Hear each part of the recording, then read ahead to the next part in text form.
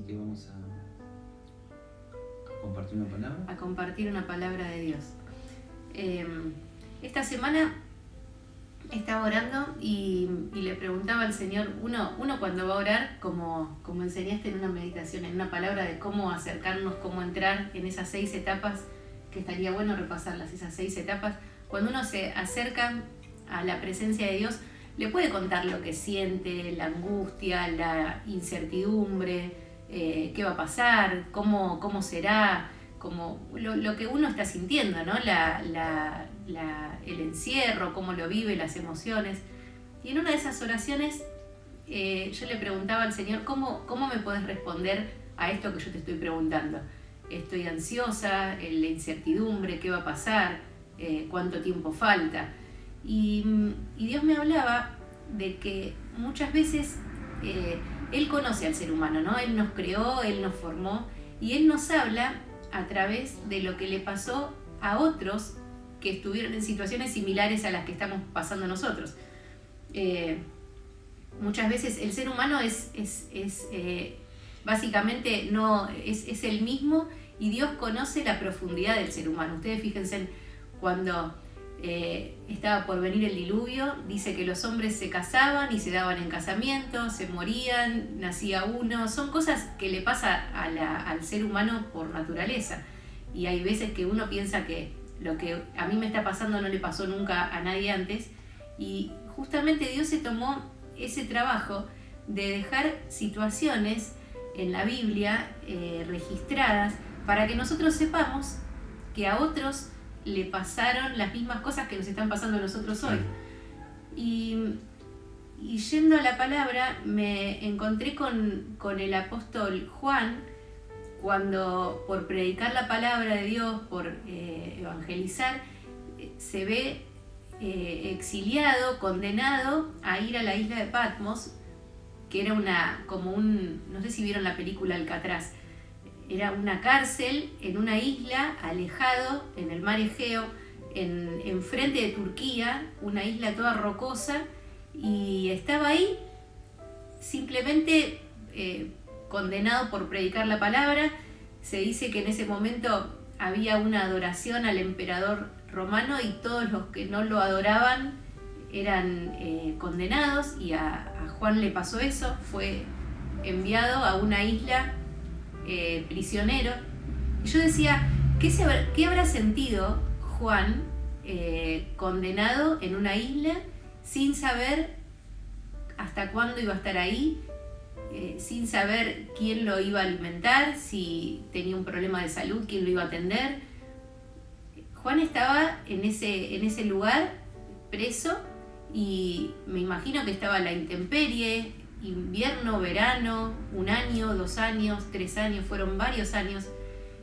Y Juan, cuando estaba en ese lugar de aflicción, de encierro, si bien no era un encierro en una cueva, era una condena, cuando él estaba en ese lugar, pudo dar lo mejor de sí.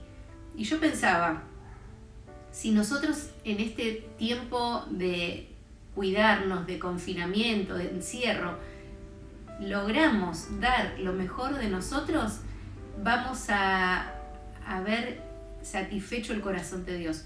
Yo pienso en este tiempo de estar recluidos voluntariamente para cuidarnos, algunos tienen que salir, pero que pueda ser un tiempo donde nosotros nos proponemos dar lo mejor de nosotros. Si sos maestro, mejorate como maestro. Si sos un responsable de un grupo, da lo mejor de vos. Si sos escritor, escribí. Si sos músico, perfeccionate, buscale la vuelta. Los van a sorprender los músicos haciendo adoraciones conectados, con pistas. Cada uno de nosotros tiene que proponerse dar lo mejor de nosotros en este tiempo. No es una condena, es voluntario. Estamos en nuestras casas, estamos cómodos, estamos con la gente que amamos. No nos va a faltar nada, Dios nos va a proveer. Y en estos momentos donde nosotros estamos en aflicción, es donde se aparece la misma presencia de Dios a hacerse real en nosotros, a hacer que podamos dar lo mejor de nosotros. Así le pasó a Daniel cuando estuvo en el pozo de los leones. Se le apareció un cuarto hombre y era la misma presencia de Dios. Y yendo a una historia que Jesús contó en Lucas 12, Jesús dijo, Lucas 12:16, un hombre rico tenía un campo fértil y producía buenas cosechas.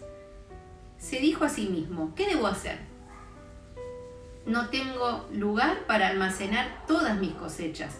Entonces pensó, ya sé, tiraré abajo mis graneros y construiré uno más grande. Así tendré lugar suficiente para almacenar todo mi trigo y mis otros bienes. Luego me pondré cómodo y me diré a mí mismo, amigo mío, tienes almacenado para muchos años. Relájate, come, bebe y diviértete. Él se aconsejaba a él mismo pensando solo en su egoísmo. Pero Dios le dijo, necio, vas a morir esta misma noche. ¿Y quién se quedará con todo aquello para lo que trabajaste? Así es el que almacena riquezas terrenales, pero no es rico en su relación con Dios. Es un necio. Y qué fuerte que Jesús cuente esta historia. Y la empatía lo que hace es que nos podamos poner en el lugar del otro. Este ejercicio de pensar a qué persona de la Biblia le pasó algo parecido a lo que me está pasando a mí, es un ejercicio que nos hace ser más inteligentes, porque nos hace ponernos en el lugar del otro. Ponernos en el lugar del otro es entrar en la necesidad que tiene el otro, ya sea mi hermano, ya sea mi amigo, un vecino, una persona anciana a la que me tiene a mí para ayudarla. ¿En qué podemos ayudar a la persona que tenemos alrededor nuestro, a la gente que nos rodea? Empatía es poder ponernos en el lugar del otro. A veces es fácil, desde mi lugar, dar un consejo y decir, bueno, esta persona tiene que hacer así y así, pero si yo supiera lo que le cuesta al otro, cada cosa, tendría más paciencia, se lo podría decir con otra amabilidad, o le puedo decir, voy a orar por vos. Y eso es hacer tesoros en el cielo. Cuando nosotros vemos a Juan en la isla de Patmos, vemos que Juan miraría a las iglesias que estaban en Turquía, ahí enfrente a la isla donde él estaba, y él oraba por esas iglesias. Y Dios mismo le da un mensaje para cada una de esas iglesias. Y Juan es capaz de escribir este libro maravilloso de Apocalipsis. Apocalipsis es uno de los libros más lindos de la Biblia. Todos deberíamos leer Apocalipsis con algunas consignas. Apocalipsis tiene algunas figuras que no son literales, son a modo de ejemplo de lo que va a pasar. Imaginen que Juan no tenía la tecnología que nosotros tenemos hoy. ¿Cómo pondría en palabras un dron alguien que estaba en el siglo I? Entonces Juan empleaba recursos lingüísticos de comparación, de alegorías, para que nosotros podamos comprender esa profecía de lo que él estaba viendo, pero él ya lo estaba viendo. Juan pensaba en las iglesias que tenía enfrente de él. Y Juan es capaz de escribir, una de las consignas entonces es, Apocalipsis no es un libro literal, tienen que leerlo comprendiendo las figuras que se presentan. Apocalipsis no es un libro cronológico, entonces no es un libro que va en orden de lo que va a suceder. Nosotros tenemos que leer con la esperanza del mensaje que Dios nos está queriendo decir en cada profecía que está escrita. Y al finalizar el libro de Apocalipsis hay una bendición para todos los que lo leen, y al principio también. Y al finalizar dice que va a venir un cielo nuevo y una tierra nueva. Y llama la atención que dice que entre todas esas maravillas que vamos a encontrar en la tierra nueva, dice los que van a estar excluidos de esa tierra nueva, los que no estén escritos en el libro de la vida, y dice que en ese lugar no va a haber templo en esa ciudad, porque el Señor Dios Todopoderoso y el Cordero son el templo. La ciudad no tiene necesidad de sol ni de luna, porque la gloria de Dios ilumina la ciudad y el Cordero es su luz. Estamos en Apocalipsis 21. Las naciones caminarán a la luz de la ciudad y los reyes del mundo entrarán en ella con toda su gloria. Y esas puertas nunca se cerrarán. Y estando en esa prisión, se le presenta el mismo Jesús a Juan y le dice: miren, yo vengo pronto, y benditos son los que obedecen las palabras que están escritas en este libro. Y vuelve a repetir: yo vengo pronto, y la recompensa conmigo, para pagarle a cada uno según lo que haya hecho. Yo soy el Alfa y el Omega, el primero y el último. Entonces, no seamos como ese rico que era rico terrenalmente, pero no era rico en acciones que iban a ser contadas en el cielo. Que podamos ser como Juan y como tantos que hacen acciones en lo secreto y que amontonamos tesoros en el cielo. Que cuando llegue ese día de encontrarnos con Dios en el cielo, nos encontremos con que tenemos los tesoros bien almacenados. Y como dice acá, el espíritu y la esposa dicen: ven. Que todos los que oyen esto digan: ven, Señor Jesús. Todos los que tengan sed, vengan. Y todo aquel que quiera, beba gratuitamente del agua de la vida. Y acá dice: yo declaro solemnemente que todos los que oyen estas palabras escritas en este libro, a todos los que oyen las palabras de las profecías escritas en este libro, si alguien agrega algo a lo que está escrito, Dios le agregará a esa persona las plagas que se describen en este libro. Y si alguien quita estas palabras, Dios quitará su nombre del libro de la vida. Entonces, podamos leer estas palabras con la reverencia, con el temor que merecen, pero no dejemos de leerlas porque tienen bendición en ellas. Que podamos venir y beber del agua de la vida. Si estamos secos, si estamos necesitados, si estamos afligidos, podamos comprender que hay otros que también estuvieron afligidos y encontraron consuelo y esperanza en estas palabras. Claro.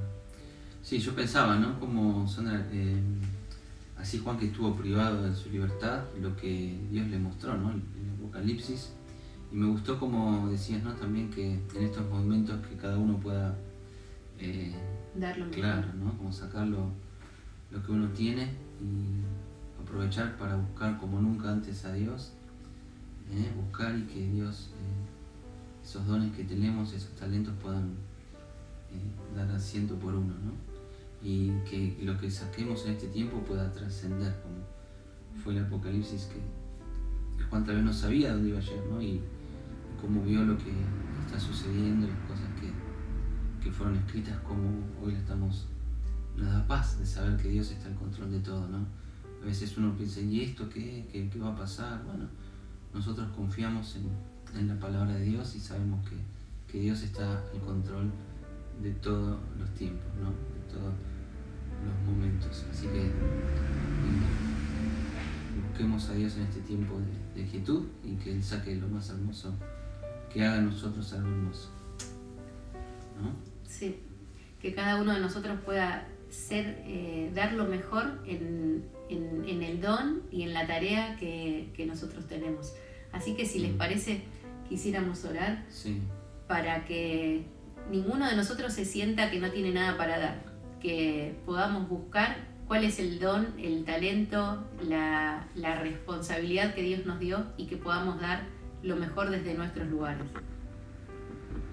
Bueno, vamos a entonces orar. Nosotros vamos a orar por ustedes y también vamos a bendecir cada casa, cada hogar, que la presencia de Dios esté en sus hogares, que esté cuidando de toda plaga, de toda enfermedad, y también que la bendición de Dios, que es la que enriquece y no trae tristeza no añade tristeza, ¿no? La bendición de Dios llegue a cada hogar y que puedan ser bendecidos en estos tiempos difíciles.